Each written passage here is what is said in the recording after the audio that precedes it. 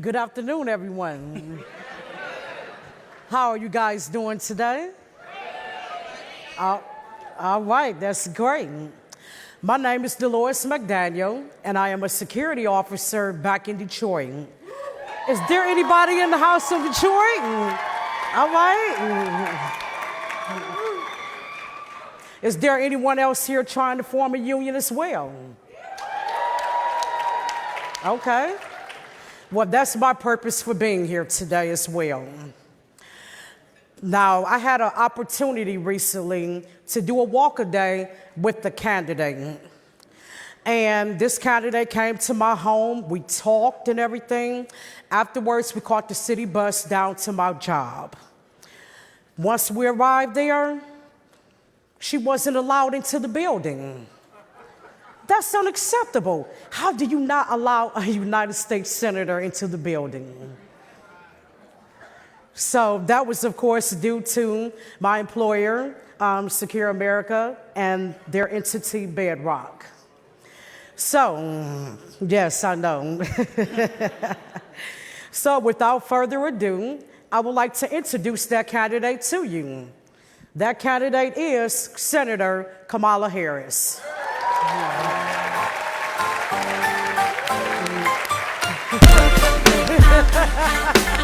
are you?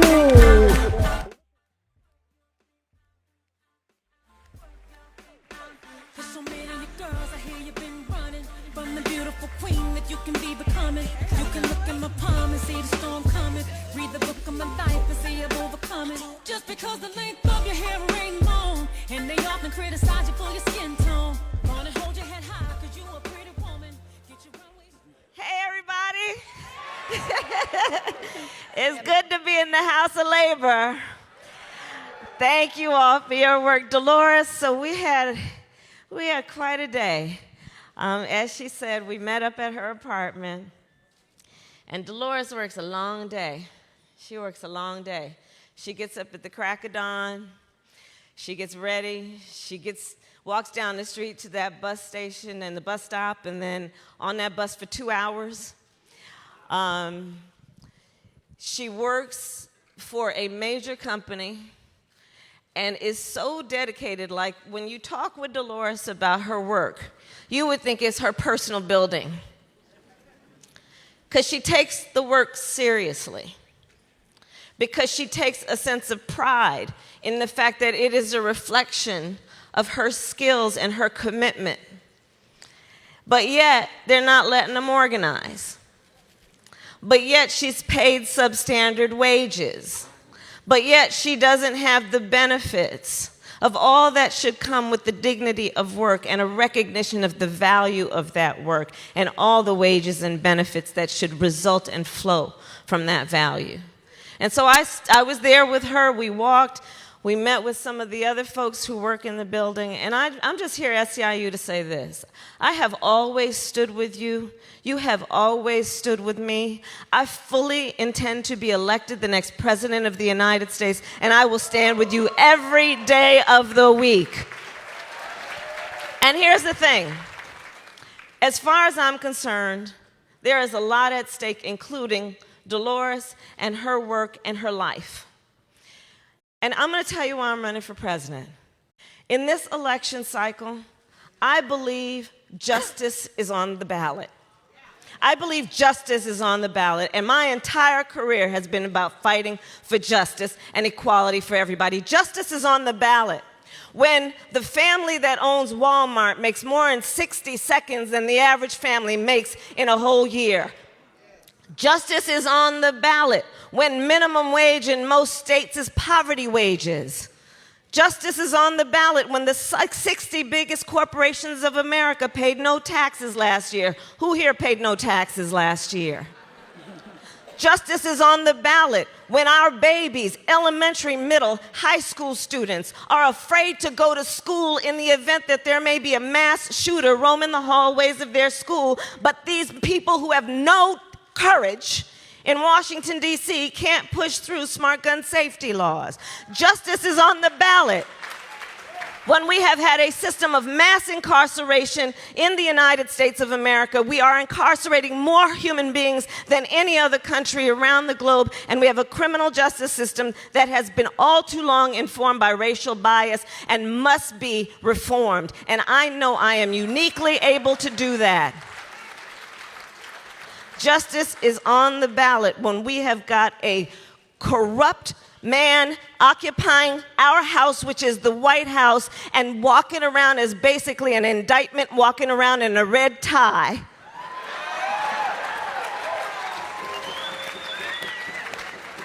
And so it is time to prosecute the case against 4 more years of Donald Trump, and I know I am uniquely capable to do that. I thank you.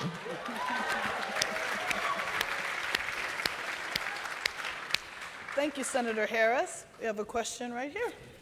Hello, my name is Daleen Annan, and I'm a personal care attendant from Winnebago, Minnesota. As a single mother, I raised 4 daughters on my own. Money was tight, but I did it.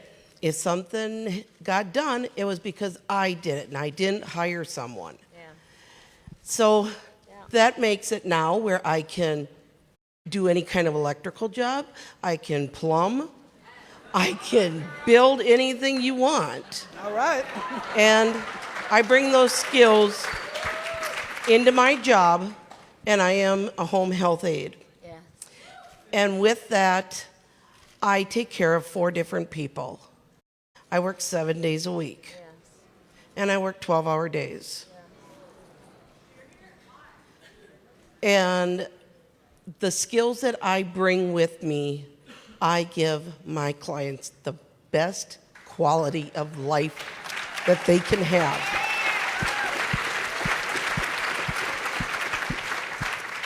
I do everything from taking them fishing. The one gentleman bought a $300 camper, so we're refurbishing it. Yeah, I've never done that before. And we do homeschooling. We have 2 little boys that mentally in school have had the police called on them because mentally they can't do with crowds. I have been in my union, I have done collective bargaining. What a power. Everybody across the country should have a chance to do collective bargaining. It is awesome. So, my question to you is, you want to do Electoral? Yeah, Yep. bargaining Yep. for domestic workers. Yes. That is across the board instead of shop by shop. Right. You've been heard to say that you'd like to look at it in other fields. Yes. What do you mean by that? Yes, thank you, and thank you, Daleen. And I'll tell you, I spent years ago some time with a woman by the name of Wendy Coe. I don't know if she's here, who is a home health care worker. And I have so much praise for the work you do. And I say this everywhere I go. Home health care workers, it's a job that is physically demanding. You give emotionally. You give of your time. There's no clock to be punched, because when the person you are giving care to needs help, whatever time of day or night that is, you're there to help them. It's about helping somebody do everything from turn over in their bed, to go to the bathroom, to cooking them a meal, to trying to lift their spirits, to taking them out to give them a sense of dignity. All the while, you've got all your demands in your life. And you're treating folks like family, and yet not being paid a living wage with no benefits. And it is uniquely also about what has been happening in this country for far too long. I was raised by a single mother who had, the goals in her life were to raise her 2 girls, to make sure we would never be treated like she had been treated, which is part of why I'm running for President of the United States. And I will say this then. So yes, I have been proud to be a leader on what we need to do to give domestic workers protections under the NLRA. But frankly, we have too many workers, and mostly those workers who are mostly women and women of color and immigrant workers. So we're talking about child care workers, we're talking about home health care workers, we're talking about fast food workers, who, by the way, when I was in college, I worked at McDonald's. I was a student. I didn't need to pay bills or support a family. Now 40% at least of workers in fast food restaurants are trying to earn a living to raise a family, which is why I have stood on the picket line with McDonald's workers around the country and called to task McDonald's as a corporation. And I promise you I will do that as president, which is to convene these corporations together with our unions, together with workers, to call them to task. So on the domestic workers Bill of Rights, I'm doing that with Pramila Jayapal, and it's about saying that we need to have protection so that you can unionize, so that you can engage in collective bargaining. But it is also about recognizing that we've got to do it sector by sector. It can no longer be that a specific group around a specific place has to organize. We need to do it sector by sector. That's what I'm doing around domestic workers. I plan to do the same for child care workers. I plan to do the same for fast food workers, because my feeling is just, it's this basic. Nobody should be made to fight alone. And when we talk about collective bargaining, and in particular the work of SEIU in that regard, it's just a matter of fairness, because we should never require you, with all that you've got going on, to have to expect that you're going to have equal bargaining power with the employer. It's just a matter of fairness, because if we're saying there should be a negotiation, how can the outcome of that negotiation be fair when you're requiring the one individual to negotiate against a whole corporation? By definition, that negotiation will never be fair. By definition. So it's just logical that it would make sense that if you agree, which everyone should, that you want fair negotiations, that you allow the collective to negotiate against the corporation to ensure the outcome will be fair. And that's where I'm coming from on this.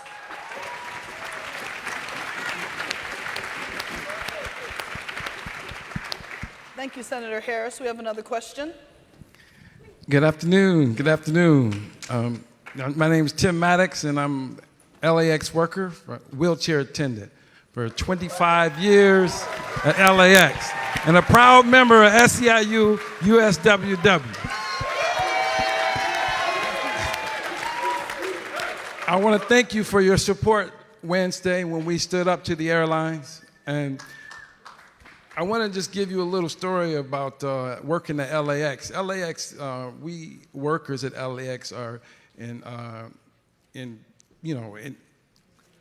working among a lot of toxic environments. Yeah. The airline industry itself is very polluted. The airport, the toxic environment that we work in.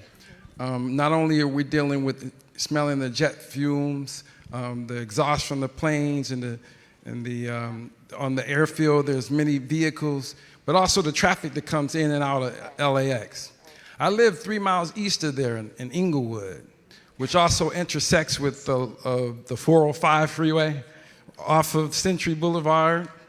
Our neighborhood is also like the flight path of many hundreds of jets coming through our neighborhoods. So we're getting the pollution, we're getting the noise. LAX workers also have hearing loss, higher rates of cancer. And, SEIU members overall have been impacted by the climate disasters. Yeah. They have been impacted by the disasters and pollution by the big corporations. Yeah. So, we have, our community is suffering from childhood asthma, right. Cancer, as I said. Yeah. So our union has supported the Green New Deal.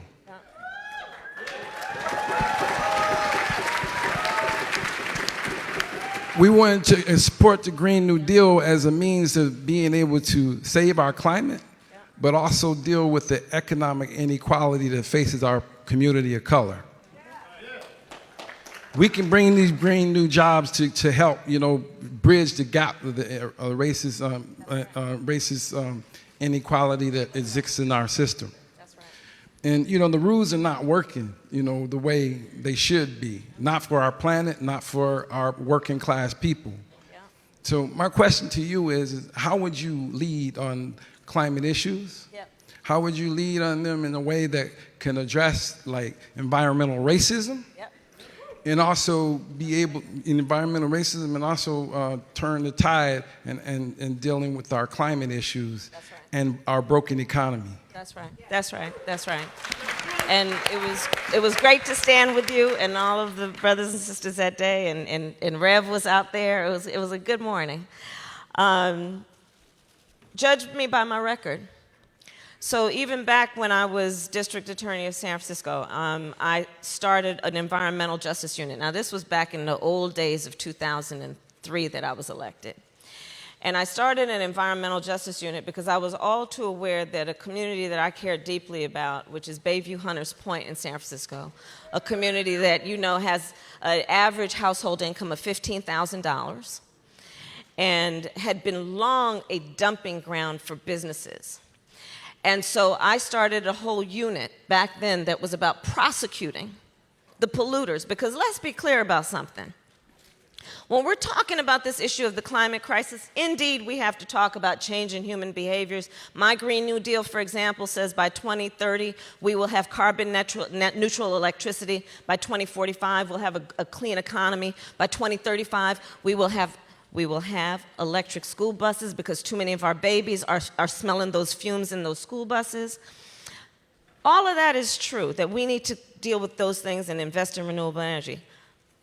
But we need to stop talking about it in a way we don't recognize. The biggest issue with this is the bad actors in this space who have been getting away with polluting our water and our air, and they're making money off of this. They are profiting off this pollution, and they're going without accountability and consequence, which is why my Green New Deal is about saying we're going to go after those corporations who for far too long have been polluting our communities and getting away with it. I'm telling you guys, it's like, how the tobacco companies knew and they did their own research to know what the harm was, but they didn't give it up? These big oil companies have been doing the same thing. And they're getting away with polluting and dumping, in particular in poor communities and communities of color. So my Green New Deal does a number of things. One, it requires accountability and consequence for the corporations, including transferring the responsibility in a lawsuit from the family to prove that they're drinking toxic water, which is happening in so many of our communities, so that the corporation has to prove that the water is actually clean, instead of requiring the families to try and prove the harm that is happening to them. But in addition to that, in my Green New Deal, it is also a very part of the big emphasis is on saying we need to empower long ignored communities, communities of color, poor communities, and indigenous people. Because here's the thing, a lot of people will talk about how, oh yeah, my deal will have impact statements to measure the impact on communities of color and poor communities. But here's my feeling about this. Don't tell me what you've done to me. Include me in the conversation about what I want for you to do for me. And so that's why I'm saying, right? Because for far too long, when people start talking about our communities, they will talk about it like, okay, I'm gonna measure what I done. That's not good enough. So that's part of how I'm approaching this. And we've got to lift up these communities. Our indigenous people, they've been dealing in such a smart way for thousands of years and have been overlooked. So this is part of how I plan to approach it. But this is work I've done my entire career. When I was Attorney General, there's a community in Southern California called Mira Loma, which is a small community of mostly monolingual, multi-generational Spanish-speaking families who forever the grandmothers were saying our babies have the slowest lung development in the whole state. And I'd been hearing about it. And when I learned about it, I went there and I met with the grandmothers, and then I put the force of my office to intervene on what was happening around development in that area that was causing those babies to have low rates of lung development. So judge me on my record, because you know what, there's a lot that people can talk about what they will do. I've actually done it, and I intend to do it as president.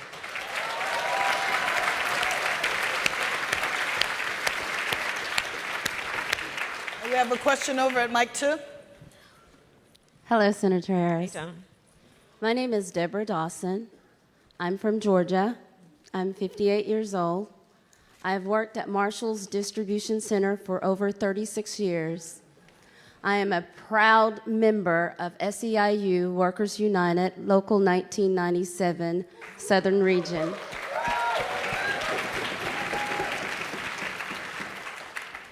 I have been a union advocate my entire adult life.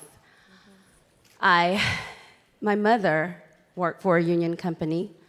She was part of IBEW Local 613. She still reaps the benefits of being a part of her union by receiving her pension check on time, every month, faithfully. My mother is 80 years young. I work for a voters hotline for Stacey Abrams' campaign in Georgia's last gubernatorial election.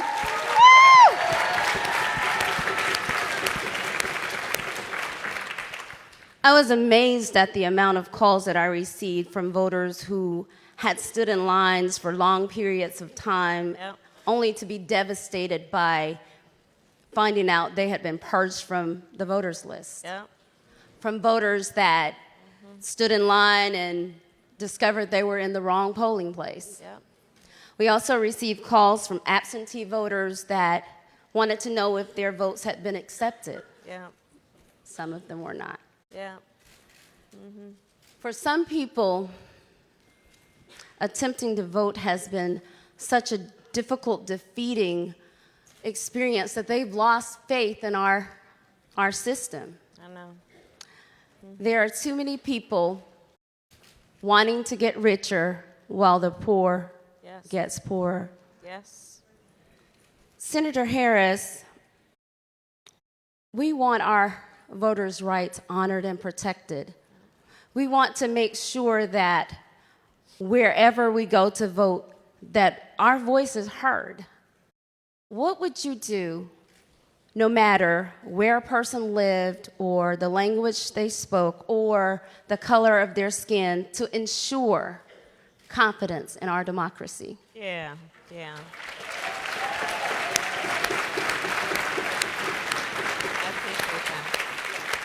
And thank you. Send my greetings to your mother. And indeed, but for the issue that you have so well outlined, we would be referring to her as Governor Stacey Abrams. I know that. I know that. I went down and campaigned for her. I know that. So there are a number of things. First of all, look, it highlights the point about who is President of the United States in terms of who she appoints to the United States Supreme Court. And I can talk extensively about what I intend to do to try and balance that out.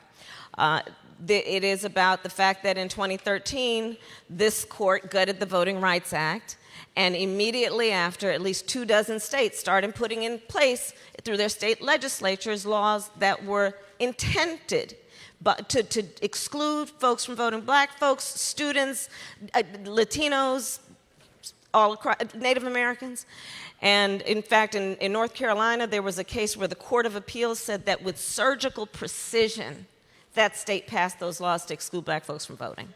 So here's what I intend to do. As president, it's going to be about renewing the teeth and putting the teeth back in the Voting Rights Act. It will also be, because I'm running out of time, it will also be about creating a national holiday for voting. It will also be, that's what we got to do. That's what we got to do. That's what we got to do. Because here's the thing. This sister can't vote if that day, whoever you're caring for needs that round-the-clock care, and if the state in which you live don't have absentee ballots. It's a real issue for working people, not to mention what they put in place to specifically, even for those who are willing and able, to get rid of their ability to actually exercise their franchise. The other thing I will say is that I also fully intend to re-enfranchise people who have served their time, the formerly incarcerated, in every state in our country.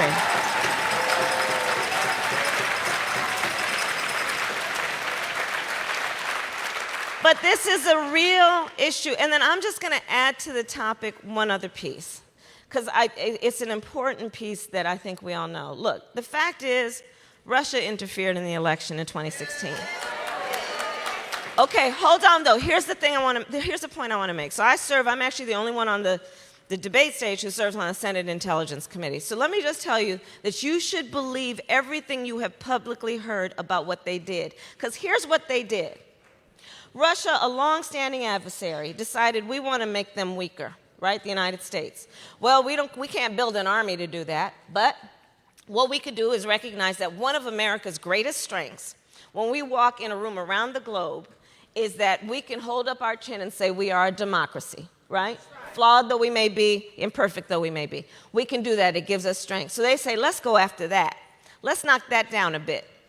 So they then say, okay, the way to do that, let's get them going at each other, all right? So what they do, they tested out a number of things to see what will get them going at each other. And you know the thing that caught heat for all of the public health experts, like a tumor that caught heat and grew? You know what that was? America's Achilles heel, race.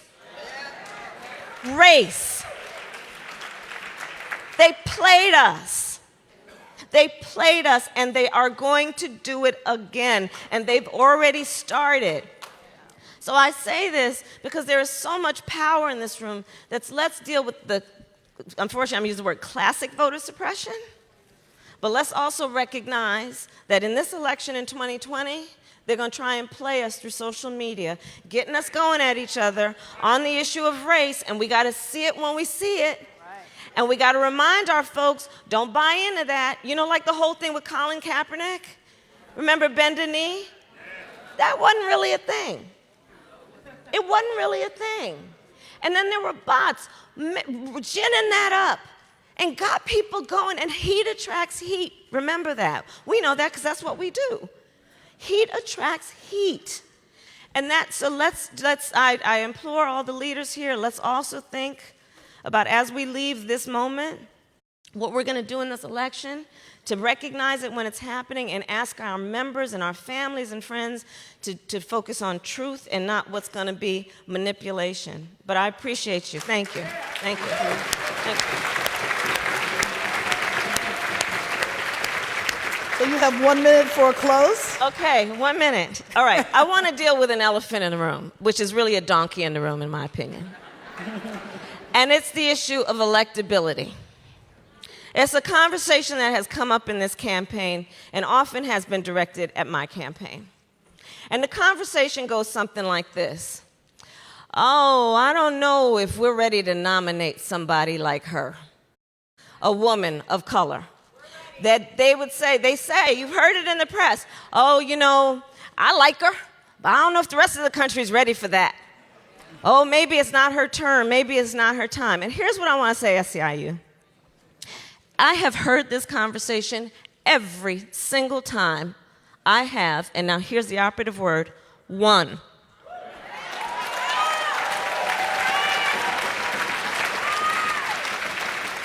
And I say that to say this. It's not anything about me. It's about you. Because SEIU has stood with me in every one of my elections. When people said it could not be done, when people said, oh, they're not ready for that, you and the American people in general have said, nope, we have the ability to see what can be, even if we've not seen it before. We have the ability to see what can be unburdened by what has been. And we believe in our ability to make it happen. And we're not going to wait for somebody else to tell us that can happen. We make it happen. I thank you.